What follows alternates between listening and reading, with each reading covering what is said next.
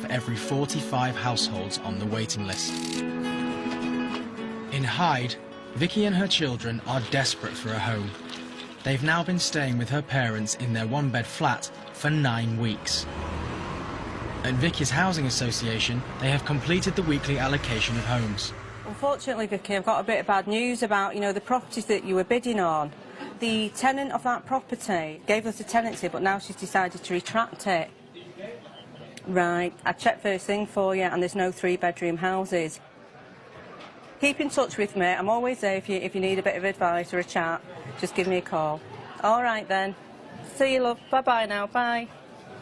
Vicky's in a situation where there might not be a 3-bedroom property come back in the areas that she's bidding on for quite a while. And I do feel for her, like having a daughter and a son sleeping on an airbed, especially at this time of the year.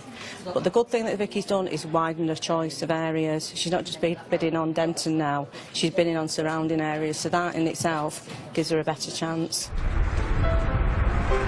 Vicky has been forced to look for a home further and further from her mum and dad and Sasha's school.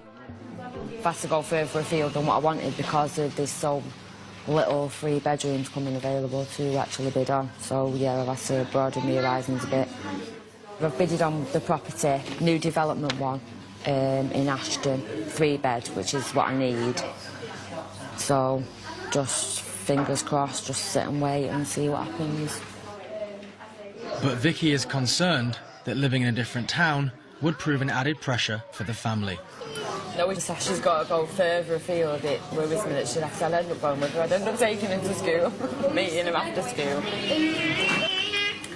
I just keep waiting for Wednesdays to come to see what there is, and then once there isn't nothing, that's another full week of waiting, hoping, and then if there's nothing again, you just keep getting dropped back down to square one.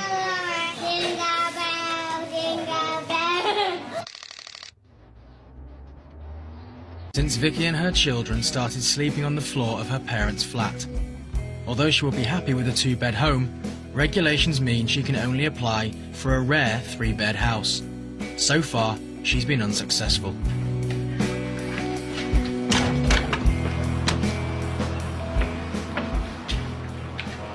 For the last few days, Rita has been struggling to contact Vicky. Hello? Hi, Vicky, it's Rita. Hiya. How are you? I've been trying so hard to get hold of you lately. You're so hard to get hold of. Yeah. Well, I've been trying to give you some good news. You've been matched up to the 3-bedroom house, that you were asking me about. Yeah. Well, the thing is, I was looking at a private rented one. Now, the thing is, the one with the private one, they've also offered my mum and dad one next door to the same house. So, I think I'll be taking that one so I'm not too far away from them in case they need me. Right. You are aware, though, Vicky, with the private rented accommodation, you've not got a secure tenancy there. And if you were to decide that, it wasn't for you, private renting, and you come back on our waiting list, it would be very unlikely you'd be matched to a property because you're adequately housed in our eyes then. So I want to make sure that you're 100% positive that you want to go down the private and rented sector. Yeah. So shall I just close your application down then and say that you found housing elsewhere? Yeah, I think it's better.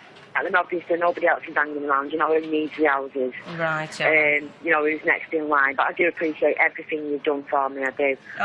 With not being able to drive and stuff, I've got the chance of being next door, so I would prefer to do that so that I'm near them as well. All right, then. All right, thank you. Bye. The decision to take a privately rented house was difficult for Vicky. I don't eat them all. I know what you're like. I need to put padlocks on the cupboards. It was like a couple of days before we had to come and sign for this one. Like she was just sat there just thinking situation and not knowing what to do, and I thought, oh, 1 minute I haven't got anything, and the next minute I've got to choose, and it was just really hard. I was trying to please everybody. Make sure everybody's happy. And I think I've made the right choice to make sure that everybody's happy anyway. The privately rented house is close to Sasha's school and right next door to her mum and dad. Got to think of the kids as well as my mum and dad, I don't want to be dragging them around while I'm trying to look after my mum and dad. It's just so much easier the way that it is now with them just being next door. Yeah, this is mine and Leighton's bedroom. We've just got our own space. Getting decent sleep. I've got a couple of my friends staying over and they've come round, and it's just like, it's better because I can have more friendly time, because like we can like have a own little time upstairs instead of like everyone running around and it all being hectic. In Staley Bridge, the police have been called to Stephen's flat.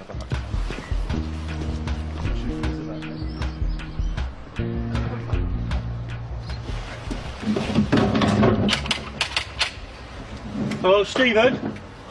Are you alright? It's the police. Can we come in, please? You know this court injunction that was served 27th of April? That you're not allowed to have groups of people here who play loud music and so on. Well, we've got 4 statements to say that you've broken that injunction, so we're taking you in. Already, yeah. We'll show you the statements when we get to the police station.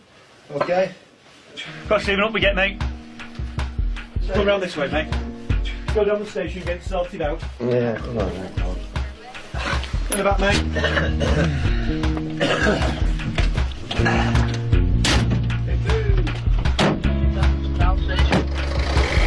On top of being arrested, there is now a real risk Stephen will lose his home.